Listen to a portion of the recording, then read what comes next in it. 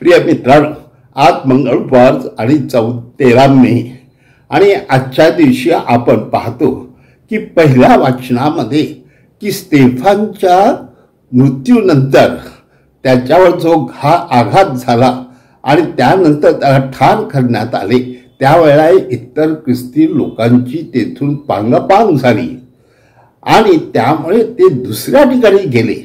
पण आश्चर्याची गोष्ट अशी की ते घाबरले नाहीत आणि प्रभू आपल्या बरोबर आहे, तो आपलं रक्षण करीलच ह्या हेतूने ते पुढे कुप्र, फेनिके आणि अंतुखिया ह्या भागात गेले आणि त्या ठिकाणी त्याने शुभ वर्तमान सांगायला सुरुवात केली।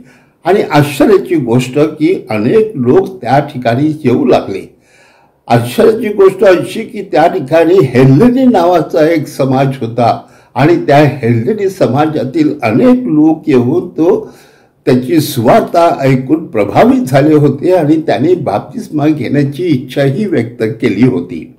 आणि म्हणून त्याने बर्नबाला बोलावले आणि बर्नबा त्या ठिकाणी गेल्यानंतर त्याने पाहिलं की काय आपले ख्रिस्ती लोक किती धाडशी आहेत आणि सुवार्ता देत आहेत आणि त्यांची सुवार्ता अधिक परिणामकारक दिसत आहे, त्यामुळे अनेक लोक ख्रिस्ती होत आहेत। आणि म्हणून त्याने शौल किंवा पौल हा त्या ठिकाणी कुठे आहे तर तो त्या ठिकाणी परिसरात नव्हता, तर तो तार्सास होता।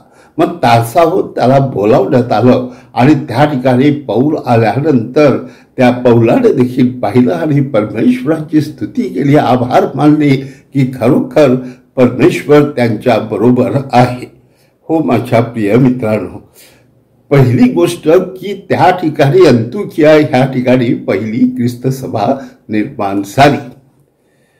आजच्या शुभ वर्तमानामध्ये आपण पाहतो की प्रभू येशू ख्रिस्त लोकांना सांगत आहे आणि त्यावेळेला लोक त्याला विचारत आहेत, तू आम्हाला खरोखर सांग की तूच खरोखर जो येणारा तारणारा आहे तो तूच आहेस किंवा देवाचा पवित्र तूच आहेस।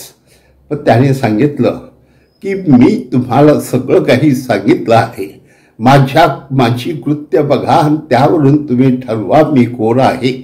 परंतु मी सांगून देखील तुम्ही त्याचा स्वीकार करत नाही आणि म्हणून मी कोण आहे हे तुम्हाला सांगण्यात काही अर्थ नाही। प्रिय मित्रांनो, या ठिकाणी प्रभू येशू ख्रिस्त जणू काही आपली खंबीर भूमिका घेतो आणि अशा ह्या लोकांना ज्यांचा विश्वास नाही, जे विश्वास ठेवायला तयार नाहीत, त्याला तो काही सांगत नाही।